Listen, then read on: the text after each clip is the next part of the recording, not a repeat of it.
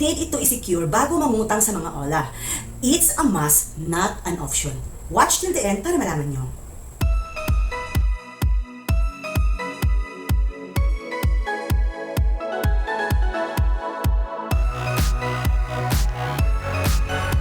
Hi mga kautang, real talk tayo.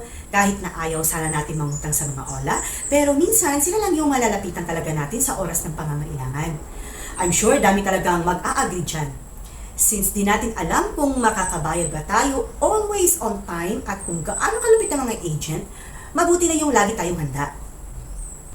Bago mangutang sa OLA ay i-secure ang inyong phone book list.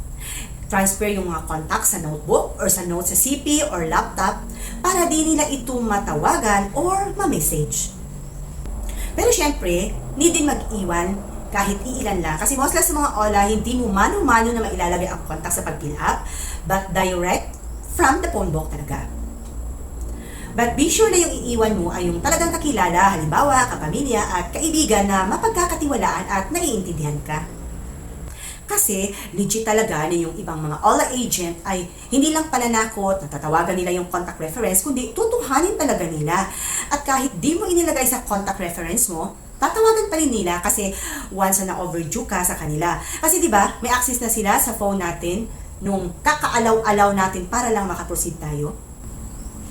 Na-experience ko po talaga yan at buti na lang kapitbahay ko yung tinawagan nila. Kaya na-explain ko lang din agad sa kanya. Kaso, tumawag yung agent habang nasa meeting siya at syempre nagulat siya na sinabihan siya na paki-remind sa utang ni ganito. Ano namang kinalaman niya sa utang ko. Kaya para walang ibang madamay, kasi tayo lang naman ang may responsibilidad sa utang natin, ay gawin na lang ang dapat gawin o ang pwede natin gawin para less stress. So lesson learned in my case talaga. At dagdag pa, lock nyo na rin yung FB account nyo at isetting sa only me ang friends list nyo. Hirap lang kung content creator kasi di ba naka-public ang account. So maybe the option is to change the FB name para di nila ito agad-agad matrace up at ipapahiya ka. Kasi for me lang ha, in the first place, nung nangutang tayo, di naman natin intention na di magbayad kahit pa ma-overdue tayo. Yung mga agent lang kasi sobrang bastos at walang consideration talaga. Ikaw pa yung tawaging scammer na in reality, sila naman yung scammer. Kasi di pa nga kinonfirm ang loan amount, wala ka namang choice kasi pinasok na nila sa account mo.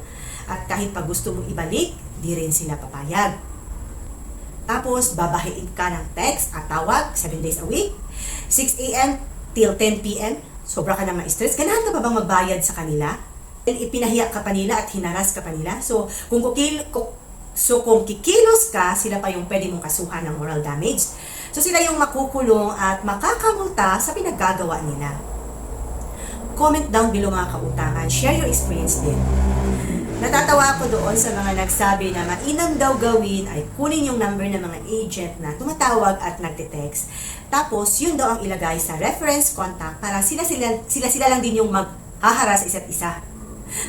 Ano sa tingin nyo mga kauta? May sense ba? That's it for now, and sana this info for me ay nakatulong for awareness lang po. Bye for now, and thanks for watching! Till next time here in With the Queen!